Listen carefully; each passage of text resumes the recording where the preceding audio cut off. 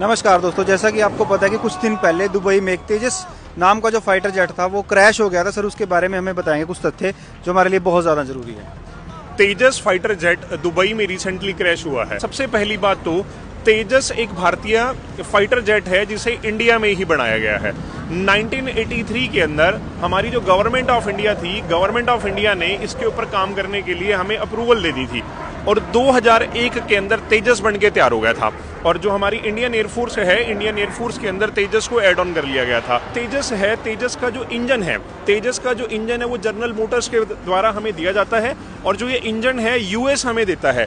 अब रिसेंटली हमने एक वीडियो बनाई थी, उसमें बताया था ना कि यूएस बार बार इंडिया की तरक्की को रोकता है, क्योंकि सर अब जैसे इसका फाइटर जेट का जो इंजन है यूएस हमें समय समय पर नहीं देता, जिसकी वजह से तेजस फाइटर जेट को बनने में क्या लगता रहता है, टाइम लगता रहता है। इंडिया ने रिसेंटली अभी आर्मेनिया के साथ एक डील करी थी जिसमें आर्मेनिया ने हमसे फाइटर जेट खरीदने थे।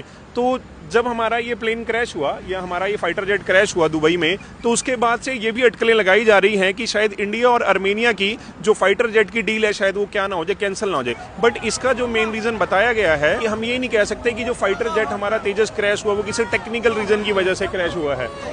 ऐसा कहना बिल्कुल पूर्णतः क्या है, गलत है, क्योंकि अभी इसके लिए एक इंक्वायरी बताई गई है, कोर्ट ऑफ इंक्वायरी बैठी है, कोर्ट ऑफ इंक्वायरी ये क्लियर करेगी कि इसके पीछे का रीजन क्या था। जी, thank you so much sir.